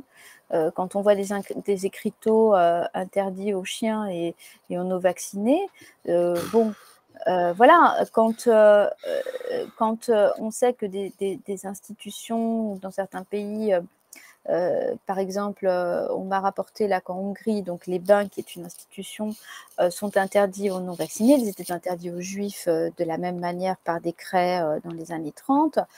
Tout ceci doit pouvoir être comparé et réfléchi. Hein, parce que la politique d'extermination du nazisme a été faite sur un délire hygiéniste. Donc, je ne suis pas en train de dire que nous sommes exactement à ce moment-là. Je suis simplement en train de dire, attention, ça peut nous mener, sachant que, et j'en ai parlé à plusieurs reprises, on a déjà eu, les 2 dernières années, des exterminations de troupeaux animaliers entiers au prétexte, dans le monde, au prétexte qu'ils pourraient... Donc, qu'est-ce qui nous sépare, en fait, là? Et à partir du moment où les limites ont été franchies, qu'est-ce qui nous garantit qu'on ne va pas plus loin? Plus rien. Donc, quand on a pris le train et qu'il part à toute vitesse dans une direction, une mauvaise direction, je pense qu'il faut en parler et le dire. Voilà, c'était un peu le sens de cette chronique. Merci beaucoup Ariane. Et d'ailleurs, on va partir vers la fin de notre échange, vers des choses un peu plus constructives et positives. La sixième chronique, c'est le témoin par destin. Donc voilà, après tous ces constats assez éprouvants quand même, hein, ça fait plus de 2 ans maintenant qu'on vit collectivement dans ce contexte. J'aimerais qu'on finisse voilà, sur une ouverture plus constructive. Et donc dans la chronique 6, tu dis, il faut s'abstraire de cette folie. Tu dis, je cite, s'abstraire de cette folie est indispensable. Aucun grand crime, aucune tragédie humaine ne sont restés sans témoin. C'est à croire que le destin ou l'inconscient collectif affecte ce rôle à certains individus privilégiés et leur accorde des protections providentielles pour accomplir leur mission. Cela vaut tant pour la grande histoire que pour les drames intimes des familles et des communautés. Alors en tant que citoyen, debout, même si c'est pas toujours, on n'a pas l'impression que c'est toujours une chance hein, d'avoir ce regard critique sur l'époque parce qu'on est souvent quand même assez isolé. Comment exercer notre esprit critique et tenter d'être un témoin utile, on va dire, dans cette situation-là pour essayer de tirer l'histoire à notre humble niveau, évidemment, hein, sans rentrer dans des délires. On reste des poussières d'étoiles, on est individuellement, on peut faire que très peu. Mais voilà, en tout cas, comment être des témoins acteurs, actifs et qui essayons d'aller dans le bon sens dans cette époque. Oui. Alors déjà, c'était une réflexion que j'avais depuis longtemps, hein, bien avant le totalitarisme actuel. Je maintiens mon mot, même s'il y a des relâchements de mesures, parce que c'est une certaine conception de l'être humain. Je rappelle en ce moment beaucoup qu'en fait, c'est la conception de Pharaon et des esclaves. Hein. Donc cette conception-là, on y est depuis maintenant très clairement dans cet enjeu de contrôler totalement la vie des gens et de les remettre en esclavage d'une façon ou d'une autre, ou de les marginaliser. Alors, sur le témoin, j'ai fait 3 grandes conférences qui m'ont demandé beaucoup de travail l'année dernière, donc que les gens peuvent retrouver dans ma librairie numérique sur mon site, qui sont conférences donc totalitarisme et liberté, totalitarisme et langage, où j'approfondis en fait voilà, les 2 sujets. Hein, qu'est-ce que c'est la liberté? Deuxième conférence, qu'est-ce que c'est le langage? Et une troisième sur totalitarisme et témoignage. En fait, la posture du témoin, c'est celui qui va relater comment il a vécu. C'est-à-dire, il n'essaye pas forcément d'en faire une analyse philosophique, détachée, etc. Mais c'est simplement le report des souffrances personnelles qu'on peut vivre ou de ce qu'on voit des souffrances des autres. Et ceci, c'est fondamental parce que face à des logiques quantitatives où on nous explique avec des grandes statistiques qu'il faut ceci, qu'il faut cela, qu'en fait l'individu est réduit à une unité mathématique, comme le disait Kessler, c'est fondamental de réintroduire de l'humanité dedans, c'est-à-dire dans ce contexte, il y a des gens qui peuvent ressentir une immense souffrance et ces gens-là on doit pouvoir en témoigner, par exemple. Et c'est vrai que on ne choisit pas nécessairement ce rôle-là. Moi, j'ai de plus en plus une conception du régime totalitaire comme étant un moment de l'humanité qui est un moment de destructivité absolue. Hein, ça, c'est très clair. Presque avec des allées et venues, hein, ce que Hegel appelait le négatif dans l'histoire, c'est-à-dire il y a un moment où on va prendre complètement le contre-pied de notre civilisation, et puis si on n'a pas, parce que le point d'interrogation aujourd'hui, c'est quelles sont les technologies que nous avons développées, est-ce qu'elles ne vont pas complètement nous détruire? Ça, il y a peut-être un moment, on va y arriver hein, à cette affaire. Donc ça, c'est le point d'interrogation qu'on peut avoir, mais théoriquement, ce moment du négatif, il a une fin. À un moment donné, il peut durer longtemps, hein, mais il a une fin, puisque d'ailleurs, il ne correspond pas du tout à la logique du vivant. Et donc finalement, en ayant cette analyse de système, c'est-à-dire presque d'écosystème, c'est un terme qui parle mieux peut-être aux personnes, eh bien, cette fonction du témoin, elle est laissée à des individus, c'est-à-dire qu'il y a des individus, c'était quelque chose qui m'avait interpellée en lisant justement différents témoignages, qui restent, c'est pas qu'il ne leur arrive pas des choses, mais ils restent indemnes pour témoigner finalement et leur manuscrit est sauvé, il se passe quelque chose à ce niveau-là et puis ils arrivent à... Voilà, dont typiquement Klemperer, le professeur de philologie juif qui avait écrit sur la langue nazie. Il fait partie des 12 survivants sur les 6000 juifs à Dresde. Et c'est lui qui écrivait. Je veux dire, il n'y en avait qu'un qui écrivait sur la langue nazie. Et il a réussi à sauver son manuscrit. Et tout ceci sont des phénomènes étranges qu'on peut constater. Et donc, voilà, c'était un peu la question que je pouvais... que j'avais envie d'amener, presque sur un plan d'écosystème, à quoi sert le témoin. Et finalement, est-ce qu'on peut considérer même que sa fonction est protégée dans l'écosystème? Entre guillemets, ça ne veut pas dire, encore une fois, qu'il ne peut pas lui arriver des tas de choses, qu'il ne va pas aller en camp, qu'il ne veut pas... Mais c'est une question que j'avais envie de soulever. Voilà. Merci beaucoup, Ariane. Et d'ailleurs, une question qui est un peu liée, évidemment, il n'y a pas de réponse, mais très souvent, quand on a donc ce regard hétérodoxe sur notre époque, hein, on se sent donc, je le disais à plusieurs reprises, isolé des fois et incompris. Quelles seraient les spécificités, les sensibilités, je ne sais pas, certains critères qu'on peut identifier ces individus qui ne sont pas rentrés aussi facilement dans la propagande médiatique, dans cette peur généralisée face au Covid? Est-ce qu'il y a des éléments, parce que souvent on se demande pourquoi mon voisin, mon cousin, mon ami, je viens lui présenter les mêmes documentaires, je viens lui expliquer les informations que je vois au quotidien, et malheureusement, malgré ces temps de partage, malgré cette tentative de diplomatie qu'on peut avoir à force de plusieurs années d'expérience, et bon, on se rend compte que les individus réagissent vraiment très différemment par rapport à la réception du même message, de la même information. Donc, est-ce qu'il y a des paramètres? Est-ce que c'est plus des individus qui ont une vie spirituelle? Est-ce que c'est des individus qui ont une sensibilité particulière? Enfin, on est nombreux à se poser cette question-là, en fait. Pourquoi nous? Et pourquoi c'est si dur à l'autre qu'on vient lui partager notre regard, d'être pas forcément compris en intégralité, mais au moins, en tout cas, qu'il y ait des questionnements, qu'il y ait un intérêt, qu'il y ait un échange qui puisse exister, ce qui est rarement le cas, en fait.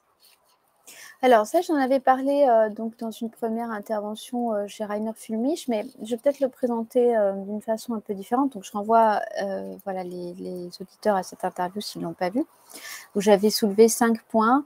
C'était l'autonomie, l'intériorisation de notre finitude, c'est-à-dire nous sommes des êtres finis, l'ancrage de vérité, c'est-à-dire on cherche la vérité, la capacité psychique à surmonter le traumatisme et l'ancrage dans la réalité. Ce qui fait que bien souvent des personnes qui ont tout simplement un bon sens terrien, sans forcément pouvoir expliquer le pourquoi du comment, sentent bien que ça n'a ni queue ni tête. J'avais envie de rajouter, enfin, c'est pas je vais rajouter, je vais le proposer de façon différente. Je pense que le point déterminant, c'est d'avoir une vie intérieure suffisamment nourrie pour savoir qu'il y a un ailleurs.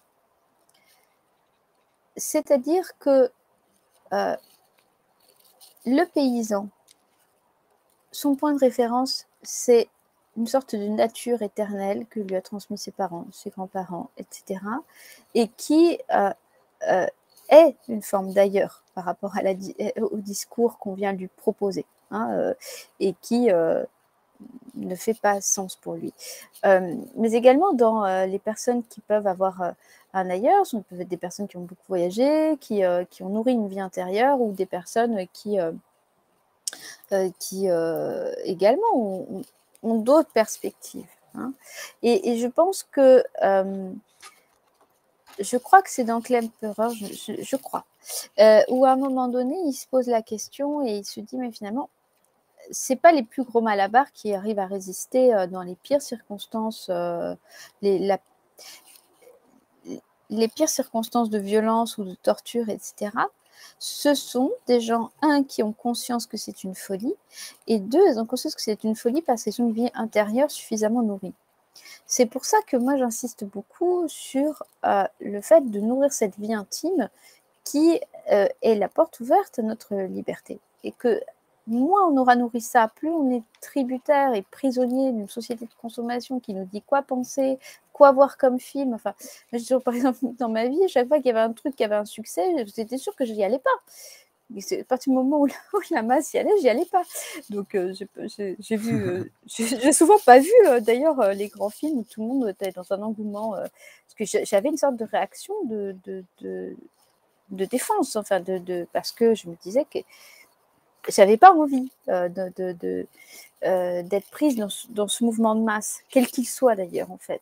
Et donc, cette capacité à conserver une certaine distance, qu'elle soit émotionnelle, philosophique, critique, on fait ce qu'on veut, elle est aussi dans la capacité de vivre autre chose, d'avoir d'autres points de comparaison qui peuvent être aussi dans une histoire, dans les ancêtres. Moi, j'ai des ancêtres corses qui savent très bien que le gouvernement français, c'est pas forcément un gouvernement qui dit la vérité et qui incarne les valeurs voilà, hein, l'indépendance de la Corse, elle a été écrasée dans le sang et mes ancêtres y étaient. Donc, ça, c'est des choses qu'on m'a transmises, qui sont importantes. Donc, on sait bien qu'on peut avoir des discours et l'inverse des discours. Et donc, ça peut être des points de référence comme ça. Je pense que des individus qui connaissent leurs racines, qui connaissent leur histoire familiale, moi j'ai eu cette chance-là d'avoir un enracinement familial très fort, qui remonte très loin. Donc, c'est des choses qui sont structurantes. Ça veut dire qu'on peut avoir notre point de vue sur la situation qu'un seul point de vue parce qu'on est vierge de tout. Voilà. Et donc, c'est pour ça que c'est important de savoir à la fois d'où on vient et d'avoir d'autres horizons, d'autres perspectives, d'avoir voyagé, les voyages forment la jeunesse, mais pour ça précisément, parce qu'on n'est pas enfermé dans un seul conditionnement. Et se déconditionner est fondamental. Merci beaucoup Ariane et merci de rappeler aussi l'importance de l'intime, parce que c'est vrai qu'on le voit, enfin nous on est assez jeunes, mais on voit la destruction de l'intime et aujourd'hui comment tout doit être rendu public. On nous dit très régulièrement, si vous avez rien à vous reprocher, si vous respectez les lois, ben, vous pouvez être dans la transparence et partager vos données personnelles, vos déplacements, etc. etc. Et au contraire, l'intime, tu le disais, est très important et la liberté, le niveau de liberté d'une société est lié aussi à cette importance de l'intime, donc préservons cet intime. Et la civilisation, c'est la pudeur. C'est Hegel qui le dit. C'est à partir du moment où on commence à se cacher le corps, en fait. Donc, on a des choses à cacher. C'est fondamental qu'on les cache, en fait. Sinon, c'est Super. sinon c'est la perversion, quoi, l'exhibitionnisme, le voyeurisme. Et c'est ce qu'on vit malheureusement de plus en plus actuellement. Voilà, on va aller rapidement parce qu'on arrive bientôt à la fin de notre échange, mais voilà, il y a une autre chronique sur la charité, donc c'était la 7e et la 8e, c'est hommage aux héros français du 15 septembre. Je sais pas si tu veux juste dire un mot dessus parce qu'on arrive au fin de la mission et je voulais te poser 2-3 questions sur l'actualité. Tu voulais rajouter un petit mot sur la 7e, sur la charité ou l'hommage ou on enchaîne direct Oui, sur oui, l'actualité? on peut en parler. Je pense que la charité m'est venue, en fait, encore une fois, de façon, en inspiration, après avoir visité, j'ai fait un petit passage en France et j'ai visité la Vieille Charité à Marseille. Enfin, je ne l'ai pas visitée parce que justement, c'était plus ouvert à tous. Et donc, ça m'a encore posé la question de quelle est cette humanité qui décide qui a le droit d'être recueilli ou pas. Et donc, je me suis dit, finalement, où sont les lieux? Nous, on avait une tradition. Et quand je parle de ça, je ne parle pas de religion, je parle de valeurs. On avait une tradition judéo-chrétienne, et en particulier d'accueil et de lieu refuge, quel que soit ce qu'on ait fait, c'est-à-dire dans le territoire de l'humanité, quel que soit ce qu'on ait fait, on avait la possibilité d'être accueilli et même d'entamer une démarche de rachat entre guillemets de ces crimes. C'est ce que fait Hercule. Voilà, on a ces valeurs-là dans la mythologie grecque sont importantes et donc sont importantes. Souvent, je rappelle le dieu Dionysos, il vient tester la capacité, l'hospitalité. Il se déguise, il va voir si les gens ils accueillent l'étranger. Et ça, c'est très important. Dans quelle mesure ils vont accueillir l'étranger, quel qu'il soit, d'où qu'il vienne, etc. Et donc, eh bien non, finalement, maintenant, il n'y a plus ça. C'est-à-dire que les églises ne sont plus ces lieux-là. Et donc, ça m'a vraiment marqué qu'il n'y ait plus de lieu d'asile. Et ça m'a bouleversée, j'ai envie de dire ça comme ça. Et donc j'ai voulu écrire, et donc sur cette notion aussi de la charité qui est qu'on considère comme vieillotte, surannée, etc. Et on préfère la solidarité, mais j'ai voulu marquer qu'il y avait quand même une sacrée différence entre les deux. Et que pour moi, la charité, c'était le remède au totalitarisme, c'est-à-dire c'est le don et l'accueil de l'autre de façon absolue. C'est-à-dire on n'attend pas de retour et on n'attend pas de justification de qui est l'autre. Et c'est précisément ce qui est complètement en perte dans notre civilisation. Donc voilà, c'était rappeler ça, remettre voilà, cette valeur qui, pour moi, est fondamentale à travailler. Ça ne veut pas dire qu'on y arrive, mais ça veut dire qu'on doit savoir que c'est un horizon. Et en tout cas, cet horizon, aujourd'hui, il est complètement sali. Voilà, il est sali et il est empêché, il est interdit.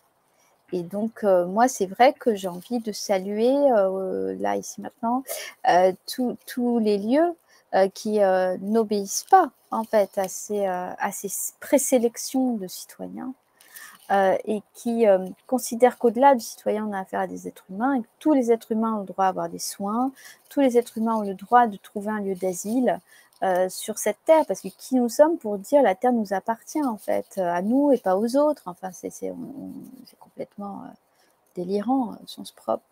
Et puis après, j'ai été aussi très, même si évidemment je m'y attendais, mais j'ai été très marquée par ce qui s'est passé au niveau des soignants. Donc le fait de la suspension, dont on savait que c'était une condamnation, une mise à mort, voilà, sociale. J'étais aussi très...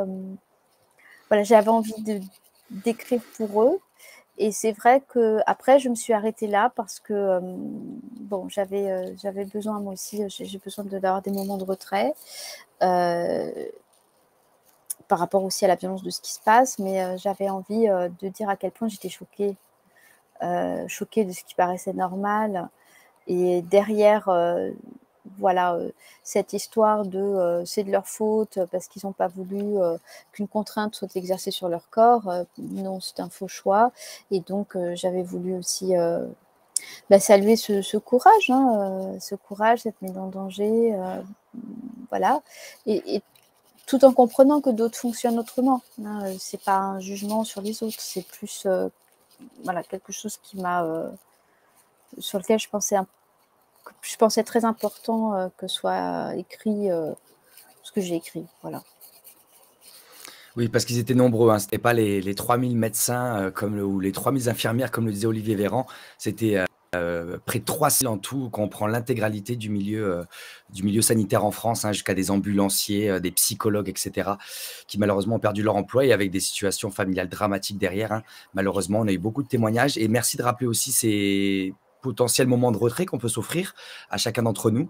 Parce que voilà, dans le contexte actuel et quand on est acteur de la cité, qu'on essaie de faire bouger les lignes, eh ben, c'est très éprouvant et donc on peut se permettre aussi des fois de se mettre en retrait, de faire aussi des cures de désintoxication médiatique et couper les médias pendant quelques jours ou quelques semaines, ça fait aussi du bien et revenir au réel. On en parlait juste avant de lancer notre échange en ligne. Maintenant, on va partir sur quelques questions d'actualité, voilà, parce qu'on est aussi dans le réel, on n'est pas qu'à réfléchir intellectuellement sur ce qui se passe. Mais je sais que tu sors un nouveau livre très prochainement, mais donc je te laisse nous en parler. Il n'est pas encore sorti, hein, mais voilà, donc c'est un peu une avant-première. On a la chance d'avoir l'annonce de cette sortie. Est-ce que tu peux nous parler de ce nouvel ouvrage? Oui. Alors, j'ai une surprise aussi, et ça, je ne t'en ai pas parlé. Alors, le premier, c'est un livre que j'ai écrit l'année dernière avec Vincent Pavant, qui paraît le 10 mars, qui est déjà en prévente chez Très Daniel, et qui s'appelle Le débat interdit. Covid, langage et totalitarisme. Et donc, eh bien, ça a été un travail qui nous est apparu de façon assez naturelle avec Vincent Pavant, un quatre-mains que nous avons écrit de façon très fluide et qui était et qui est sur les corruptions et les fraudes à la fois logiques et langagières qui sont intervenues dans la gestion politique et médiatique de ce que nous vivons depuis 2 ans.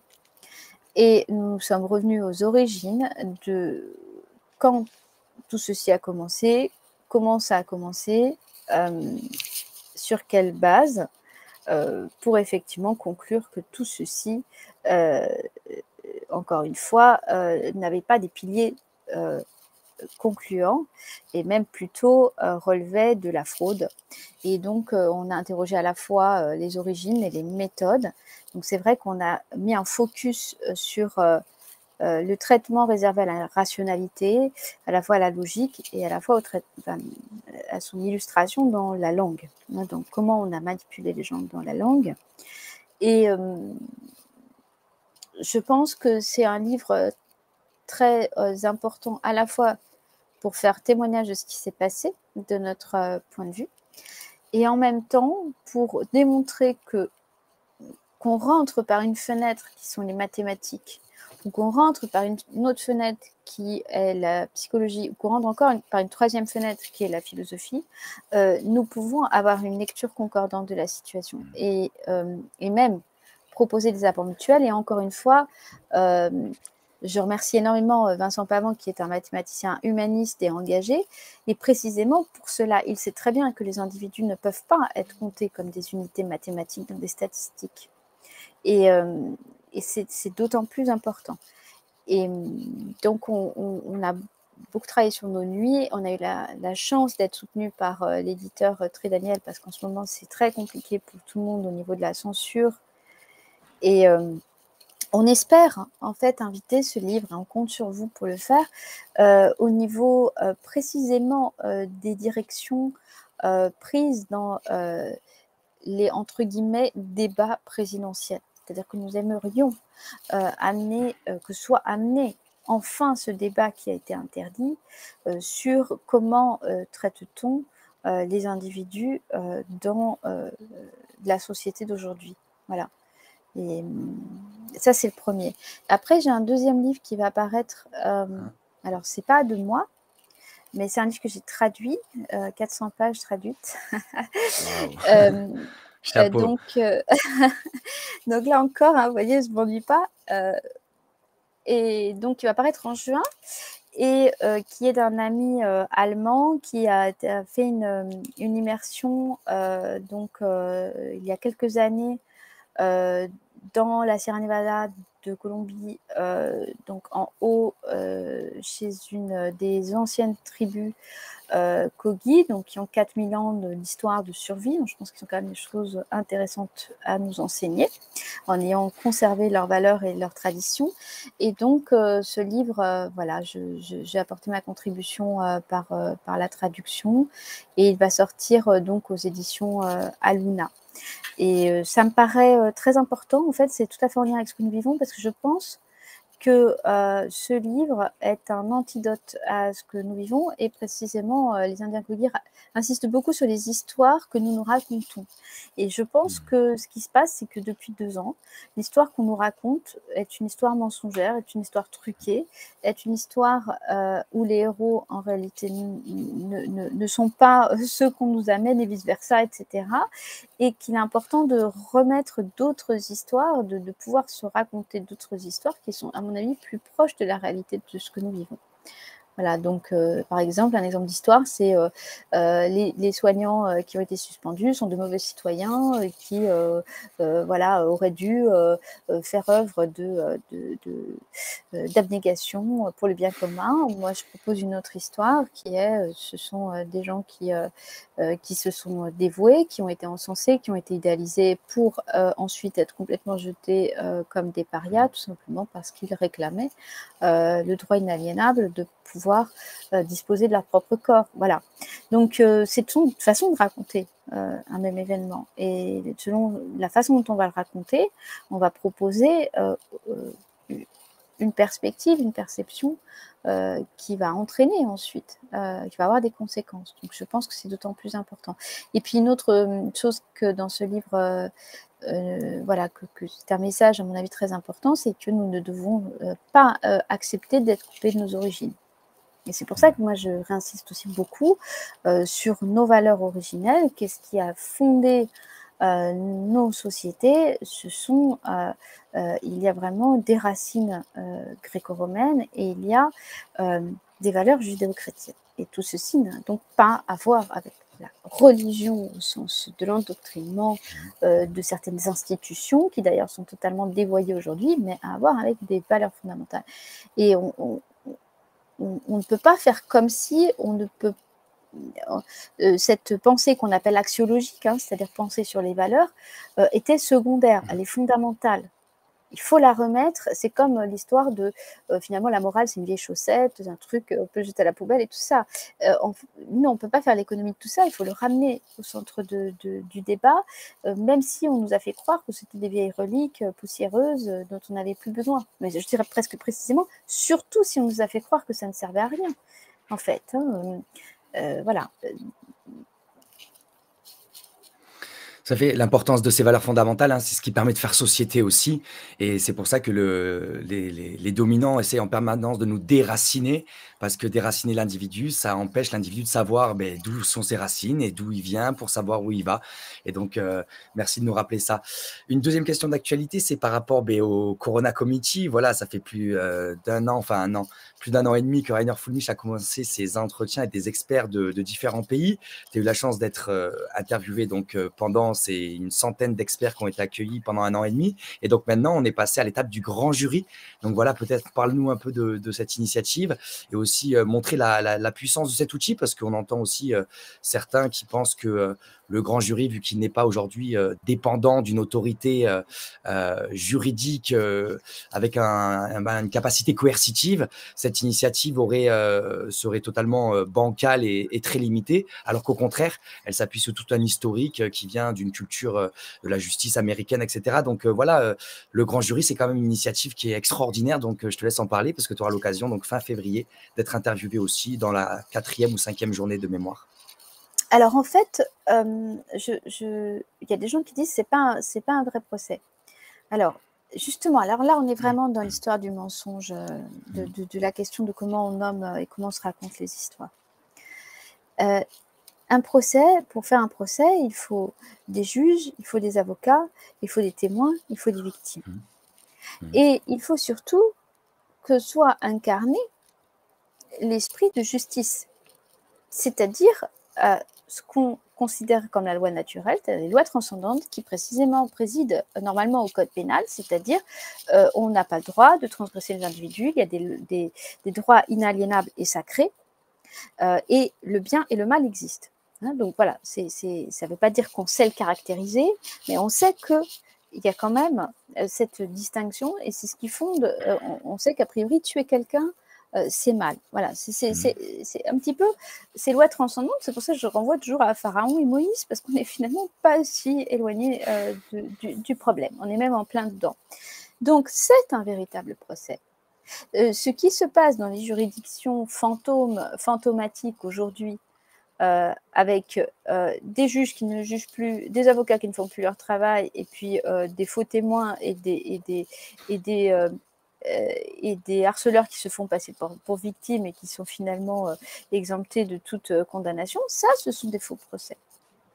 C'est-à-dire qu'en fait, s'il n'y a pas... donc aujourd'hui, ce que ça veut dire, c'est que les structures générales, institutionnelles dans nos sociétés sont en crise majeure. Et c'était ce que je disais, hein, quand je disais finalement la nouvelle normalité, c'est la médecine qui ne soigne plus, c'est l'enseignant qui délègue son enseignement à des machines, etc. C'est-à-dire qu'en fait, il y a une véritable crise institutionnelle dont la justice est aussi la victime. Et donc, ce que fait Rainer Fulmich, ce qu'il a proposé, et moi je salue l'incroyable dévouement et le travail immense qu'il a pu accomplir, et également plein d'autres personnes autour, hein, et puis dont l'avocate française Virginie des Araujo-Recchia, qui travaille par exemple énormément, mais ne se montre pas tellement. C'est-à-dire qu'il y a aussi des gens qui se montrent beaucoup et ne travaillent pas autant. Voilà. Donc, c'est simplement, nous faisons notre travail. Moi, j'ai déjà fait des expertises pour des tribunaux, les autres experts pour le harcèlement, les autres sont des vrais experts. Donc, nous faisons tout simplement notre travail, nous reprenons notre pouvoir, nous faisons un vrai procès. Ça ne veut pas dire, c'est pas parce qu'il n'y a pas le tampon d'un système qui est devenu frauduleux, qui n'a plus de, dont on considère, nous, qu'il est illégitime, puisque les juridictions, pour beaucoup, n'accomplissent plus leur travail. Souvent, elles s'en sont empêchées. Et je pense que c'est de ce point de vue-là, à la fois symboliquement en rétablissant la loi naturelle sur les intérêts privés et sur justement le fait que on pourrait tout faire de l'être humain, on peut en faire une marchandise, on peut vendre des bébés, on peut faire ce qu'on veut. Tout ceci est aux antipodes de nos valeurs et nos valeurs de justice qui entend protéger l'intégrité des individus et qui entend empêcher leur transgression et qui considère que l'individu, l'être humain, est sacré. Donc, c'est au contraire un véritable procès avec une dimension symbolique, à mon avis, extrêmement puissante et qui indique et qui envoie le message « faites votre travail ». Si chacun faisait son travail, ce pourquoi il a sa vocation, si tous les médecins avaient fait leur travail, nous n'en serions pas là. Donc, faites votre travail, refaites votre travail, reprenez votre pouvoir, refaites votre travail. Donc, qu'on soit estampillé ou pas, de toute façon, plus on va être légitime, moins on va être estampillé par ce pouvoir qui est une imposture aujourd'hui et qui est une fraude, ce pouvoir des lobbies qui prétendent régir la vie des êtres humains selon leur idéologie. Hein. Donc ça, c'est très important. Et puis ensuite, bien sûr, on peut saluer la somme colossale d'informations qui va être délivrée et qui va permettre aux citoyens divers et variés d'aller ressaisir et d'aller remettre face à leurs responsabilités les différentes juridictions, etc., avec tout ce qui sera proposé au niveau des qualifications juridiques. Donc, c'est un outil extrêmement précieux, au-delà du fait en plus que, évidemment, ça fait témoignage de ce qui se passe et ça propose, encore une fois, une autre vision qui, à mon avis, mérite absolument d'être entendue. Donc, encore une fois, on ne peut pas attendre d'être libéré par un pouvoir totalitaire et abuseur. C'est pas lui qui va nous libérer, puisque par définition, il entend exercer un contrôle absolu, une domination absolue. Donc, ce qui nous libère, c'est nous-mêmes. Donc, ce procès, pour moi, est un exemple fondamental. Je suis vraiment très honorée d'y participer, très touchée, en fait, d'y participer. Et voilà, je salue Rainer Fulmich, Vera Chara, pour qui j'ai beaucoup aussi voilà, en tout cas, dont les paroles aussi me touchent beaucoup et dont j'ai senti la justesse depuis le départ et que voilà, je pense important, en tout cas qu'elle soit même davantage diffusée en France, voilà, entre autres.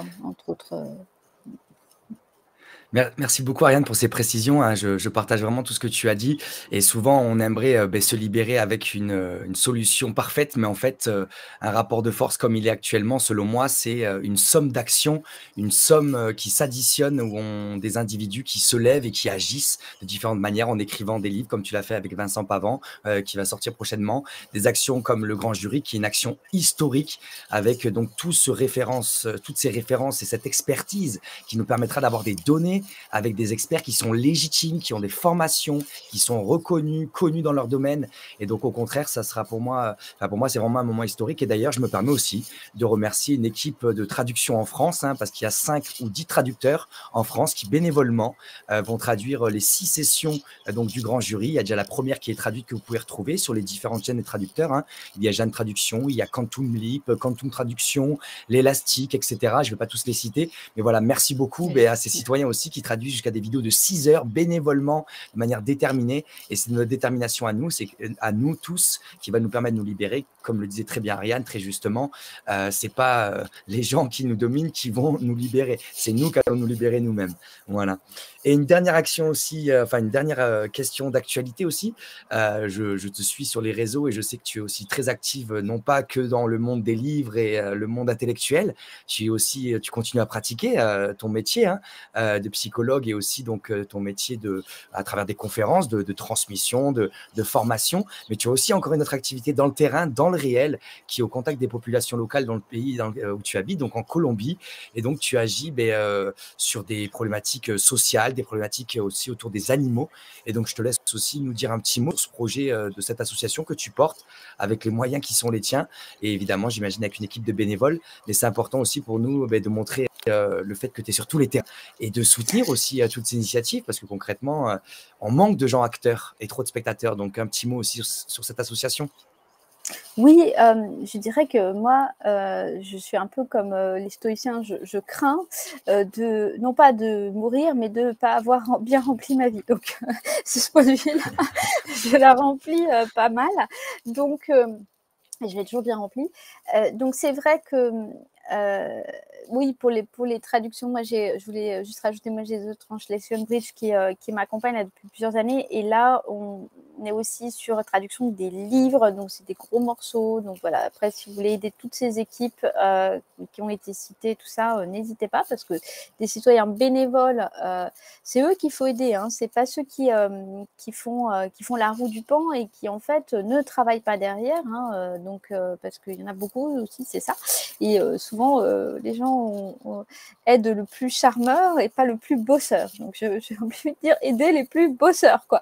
Voilà. Et donc, voilà, moi, en fait, en avril 2020, j'ai monté une action caritative par rapport à la situation terrible qui se passait en Colombie. Et bien, finalement, tout ça m'a emmené beaucoup plus loin que ce que j'aurais pu imaginer.